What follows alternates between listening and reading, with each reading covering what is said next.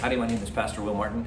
I'm running for Fayette County Judge, and I wanted to tell you, by the way, that election is going to be in November, and it will be me and one other person on the ballot for that race, and I hope you would consider praying about whether or not to vote for me. I'm going to tell you a story and then apply it to politics, and hopefully it'll be short but helpful. So I, for a number of years, was a tutor at Classical Conversations, which is a homeschool co-op, classical and Christian school. And I taught what would amount to fourth and fifth graders all the way up to junior high kids. And there was one day where something happened in class that illustrated for me one of the most important principles of freedom, just principles of freedom.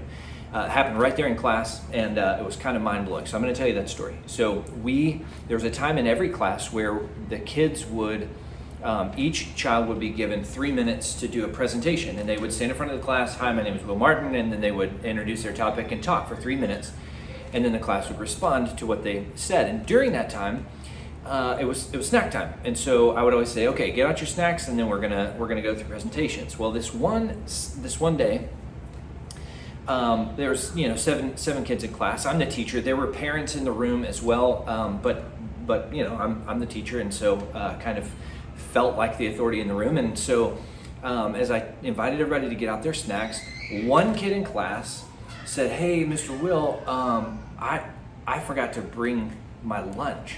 Now, as a person who cares about human beings, I'm like, "Oh man, what a tragic thing. Here's this little kid, and now all of a sudden all of his classmates are going to be eating, and he's not going to have anything to eat, and so what are we going to do?"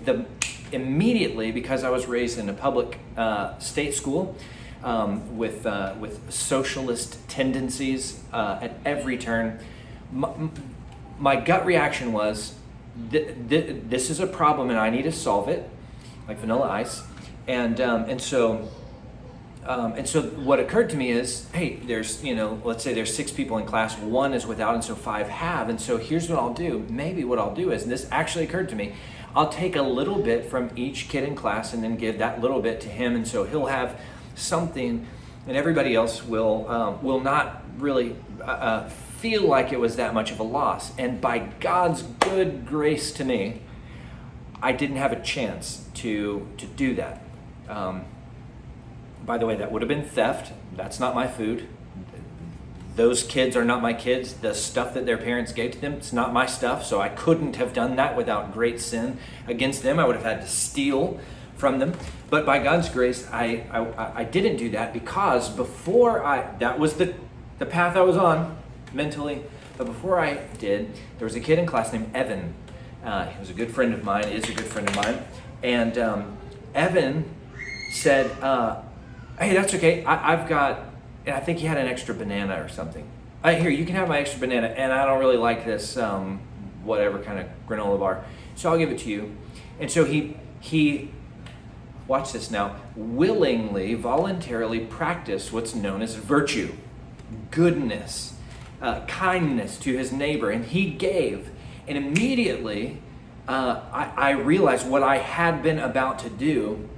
And so I stopped the class and I just pointed this out for them. It's like, hey, this is what I was going to do. This problem, I was going to steal from all of you and give to this kid so that he wouldn't be out. But before I did, we had somebody in the room voluntarily giving of themselves so that they could meet the problem. Now, there's 2 really big principles that I want to illustrate from that story that need to be applied to politics, and we need to start applying them to politics locally, okay?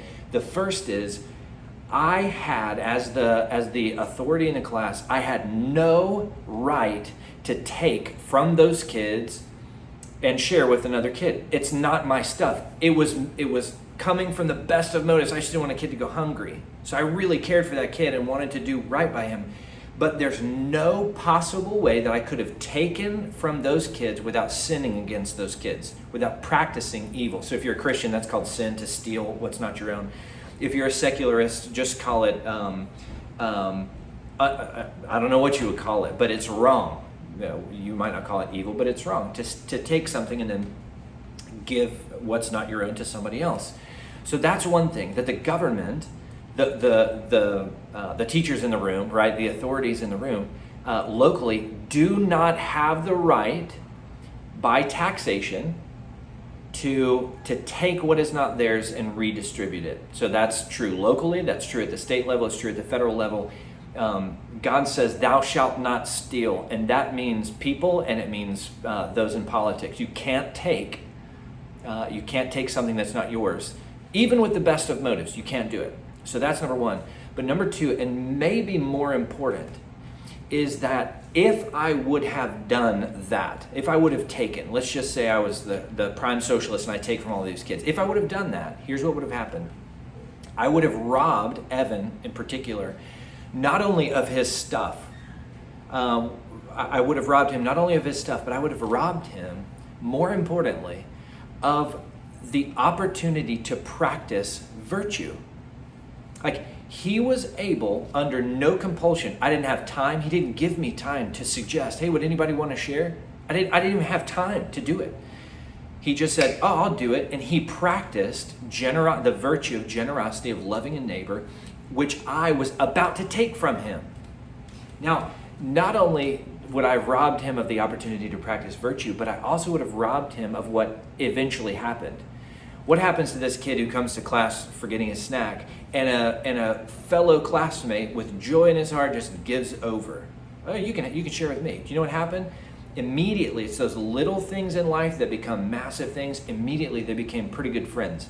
And so I watched the budding friendship that came from just that little moment that I would have walked all over had I stole from them. And so, as we think about principles of freedom, in no way is it ever okay for those in politics, and we're talking particularly locally, in no way is it ever okay to take something from somebody that God has given to them. So our Declaration of Independence, that we hold these truths to be self-evident, like it doesn't even need to be argued for, that all men are created equal, and were endowed by their Creator with certain inalienable rights, among which are life, liberty, and the pursuit of happiness, which they borrowed that from John Locke, that happiness meant property. So life, liberty, and the pursuit of happiness, which means property. So anybody looking at you, Fayette County Tax Office, we just got our appraisal. They raised our land appraisal rate, our land taxable value. They raised it over 50%, which is not unfortunate for my family. That's what's called evil. It's evil. You're stealing something that doesn't belong to you. And we as local Fayette County residents should not let that stand. And so that's the principle that we need to. Small government needs to leave people alone so that people can practice virtue on their own. They can practice generosity on their own. And so long as the federal government thinks, or not the federal government, but local government and state and federal, all of those in government, so long as they think that they can take what God has given to us, that they can take it and they can do with it whatever they want, even with good motives, that they can do that. They're practicing what the ancients used to call evil, and we should not let it stand locally. So, if you love freedom, you should never, and I mean never, allow those in politics to take your life or to take your liberty, to tell you that you have to wear something on your face, even though they know it doesn't work, which local leadership did, shutting businesses down, forcing, mandating, you have to wear this. Even there's some running for local office that if they were given the ability, they would absolutely have mandated the vaccines, and they're running for local office. So like, if these things matter to you, and they ought to matter to you, it's those on the Republican side of things in Fayette County that were doing this to us. And so those ought to be the people that we love and respect, but do not vote for. And so pray about voting for somebody who loves real liberty. All right, God bless you, and let's change the world.